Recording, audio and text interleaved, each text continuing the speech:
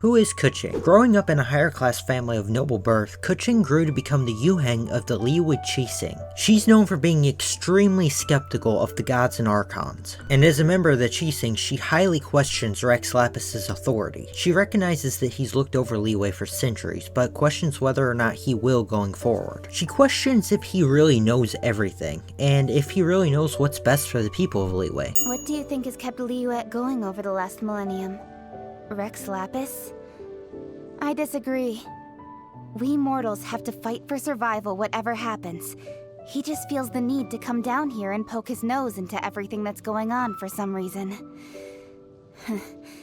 People don't like to think about this, but should we really be trusting him to be an expert in everything?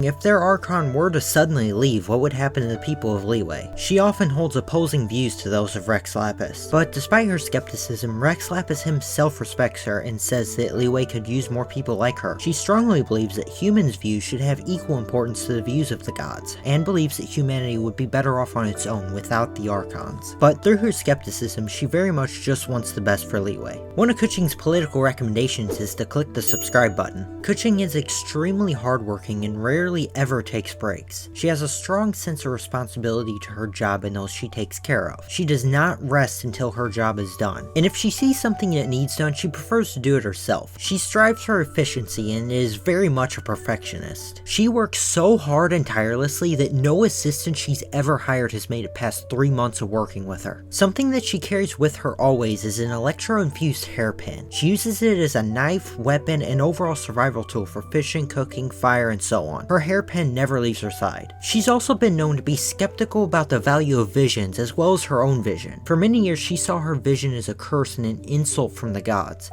She believed it to be imbued with divine will, which would directly oppose her views of humanity not needing the gods. She saw it as a curse because over everything she wants to be valued for her hard work, alone, without others seeing it as a gift from the gods because of her vision. If a vision means the approval of the gods, then I don't see why I should want one. In fact, I find it quite insulting. It's like trying to say everything I've ever achieved is all thanks to the gods looking out for me.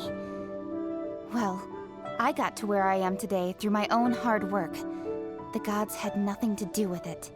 She believed that having a vision stole the credit for her work, credit that she believed should be hers alone, and she began to resent her vision. Ironically, it was most likely given to her by the gods as a result of her hard work and dedication. She even tried to destroy her vision multiple times by leaving it in a fire for multiple days, running it over with a minecart, and even throwing it off the top of the Jade Chamber. All of her attempts were unsuccessful though, and not wanting the vision to fall into the wrong hands, she eventually grew to accept it as her own, stating that the source of the power is far less important than the character of its user. She used it as a tool for practicality after realizing it wasn't imbued with any sort of divine will after all, and could prove to be useful. After the events of the Archon quest, Keqing does gain a lot of respect for Rex Lapis. Spoiler warning ahead, skip a few seconds if you don't want to hear this. After Rex Lapis's death, Liyue is left to its own, just as Keqing was worried about. At first she was very happy about this change. She saw it as a way to further prove her hard work and dedication. But after a few months being stuck on the same task,